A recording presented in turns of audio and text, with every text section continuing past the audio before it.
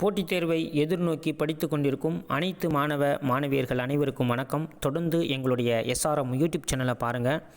பிடிச்சிருந்தா லைக் பண்ணுங்கள், ஷேர் பண்ணுங்கள். மறக்காமல் பக்கத்தில் இருக்க பெல்லைக்கானை ப்ரெஸ் பண்ணி ஆல் அப்படின்னு கொடுத்து வச்சுக்கிட்டிங்கன்னா நாங்கள் போடக்கூடிய எல்லா நோட்டிஃபிகேஷனுமே தொடர்ச்சியாக வரும் என்பதை தெரிவித்துக் கொள்கிறேன்.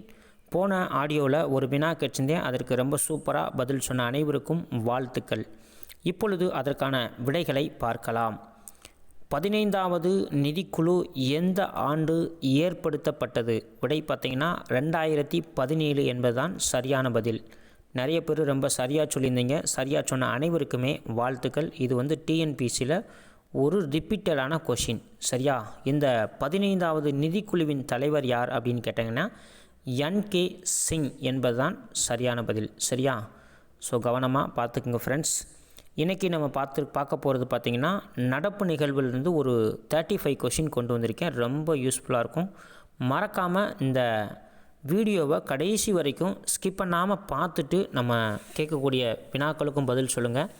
அதே மாதிரி இந்த வீடியோ எப்படி இருந்துச்சு அப்படின்றதையும் சொல்லுங்கள் ஃப்ரெண்ட்ஸ்.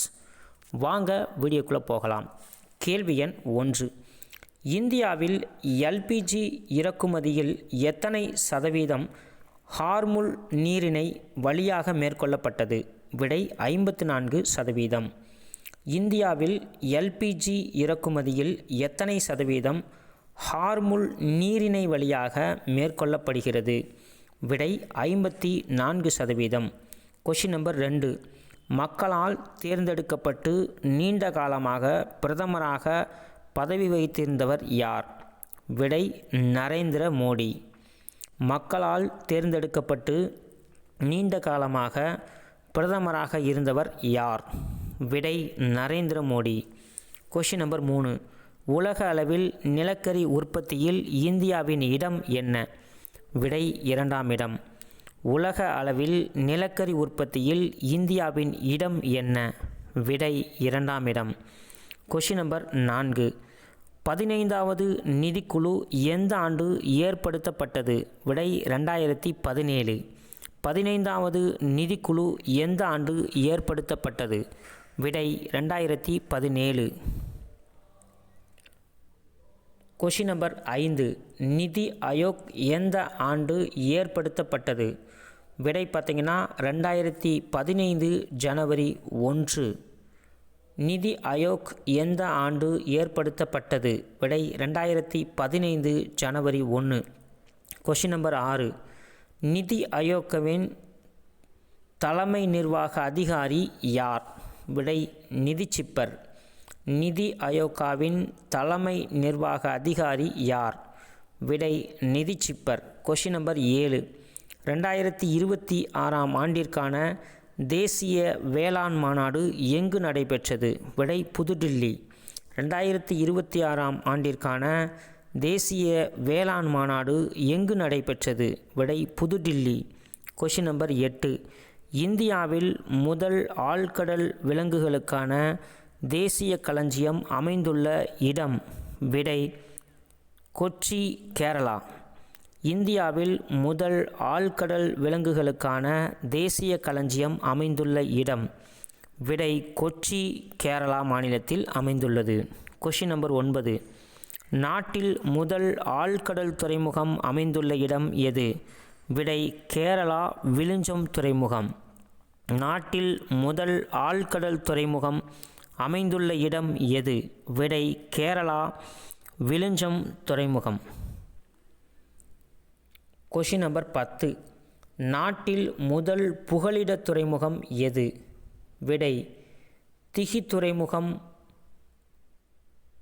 கோபால்பூர் துறைமுகம். நாட்டில் முதல் புகலிட துறைமுகம் எது? விடை திகி துறைமுகம், கோபால்பூர் துறைமுகம். Question number 11. இந்தியாவில் முதல் கடல் சார்ந்த தேசிய பூங்கா அமைந்துள்ள மாநிலம் எது? விடை குஜராத். இந்தியாவில் முதல் கடல் சார்ந்த தேசிய பூங்கா அமைந்துள்ள மாநிலம் எது? விடை குஜராத். Question number 12. திரைப்பட இயக்குனர் பாரதி ராஜா அவர்களுக்கு பத்மஸ்ரீ விருது எந்த ஆண்டு வழங்கப்பட்டது? விடை 2004. திரைப்பட இயக்குனர் பாரதிராஜா அவர்களுக்கு பத்மஸ்ரீ விருது எந்த ஆண்டு வழங்கப்பட்டது? விடை 2004. Question number 13. திரைப்பட இயக்குனர் பாரதிராஜா அறிமுகமான திரைப்படம் எது? விடை 16 வயதினிலே. திரைப்பட இயக்குனர் பாரதிராஜா அறிமுகமான திரைப்படம் எது? விடை 16 வயதினிலே. Question number 14. 23வது உலகக்கோப்பை கால்பந்து போட்டி எங்கு தொடங்கப்பட்டது? விடை மெக்சிகோ. 23வது உலகக்கோப்பை கால்பந்து போட்டி எங்கு தொடங்கப்பட்டது? விடை மெக்சிகோ. Question number 15. 23வது உலகக்கோப்பை கால்பந்து போட்டி எத்தனை ஆண்டுகளுக்கு ஒருமுறை நடத்தப்படுகிறது? விடை 4. 23வது உலகக்கோப்பை கால்பந்து போட்டி எத்தனை ஆண்டுகளுக்கு ஒருமுறை நடத்தப்படுகிறது? விடை 4. Question number 16. நாட்டில் ஒட்டுமொத்த மின் உற்பத்தியில் எத்தனை சதவீதம் அதிகமான பங்களிப்பை நிலக்கரி வழங்குகிறது? விடை 70%. நாட்டில் ஒட்டுமொத்த மின் உற்பத்தியில் எத்தனை சதவிகிதம் அதிகமான பங்களிப்பை நிலக்கரி வழங்குகிறது? விடை 70%. Question number 17. தமிழக சட்டப்பேரவை தேர்தலில் எத்தனை சதவீதம் வாக்குகள் பதிவாகியுள்ளது? விடை 85.1%. தமிழக சட்டப்பேரவை தேர்தலில் எத்தனை சதவீதம் வாக்குகள் பதிவாகியுள்ளது? விடை 85.1%. Question number 18. இந்திய புத்தாக்க நிறுவனம் உருவாக்கிய உலகின் முதல் ஆப்போசார் செயற்கைக்கோளின் பெயர் என்ன? விடை திருஷ்டி. இந்தியா புத்தாக்க நிறுவனம் உருவாக்கிய உலகின் முதல் அப்போசார் செயற்கைக்கோளின் பெயர் என்ன? விடை திருஷ்டி. Question number 19. எந்த ஆண்டு முதல் கைலாஸ் மானசரோவர் யாத்திரை நடத்தப்பட்டது? விடை 1954. எந்த ஆண்டு முதல் கைலாஸ் மானசரோவர் யாத்திரை நடத்தப்பட்டது? விடை 1954. Question number 20. ரிசர்வ் வங்கியின் புதிய துணை ஆளுநராக நியமிக்கப்பட்டவர் யார்? விடை ரோஹித் ஜெயின். ரிசர்வ் வங்கியின் புதிய துணை கவர்னராக நியமிக்கப்பட்டவர் யார்? விடை ரோஹித் ஜெயின். Question number 21. தமிழக சட்டப்பேரவை தேர்தலில் தமிழக வெற்றிக் கழகம் எத்தனை இடங்களில் வெற்றி பெற்றது? விடை 108. தமிழக சட்டப்பேரவை தேர்தலில் தமிழக வெற்றிக் கழகம் எத்தனை இடங்களில் வெற்றி பெற்றது? விடை 108. Question number 22. எந்த ஆண்டு நடைபெற்ற மக்களவைத் தேர்தலில் நோட்டா பயன்படுத்தப்பட்டது? விடை 2014. எந்த ஆண்டு நடைபெற்ற மக்களவைத் தேர்தலில் நோட்டா பயன்படுத்தப்பட்டது? விடை 2014. Question number 23. 2024-25ஆம் ஆண்டில் ஜவுளி ஏற்றுமதியில் இந்தியாவில் எந்த மாநிலம் முதலிடம் வகிக்கிறது? விடை தமிழ்நாடு.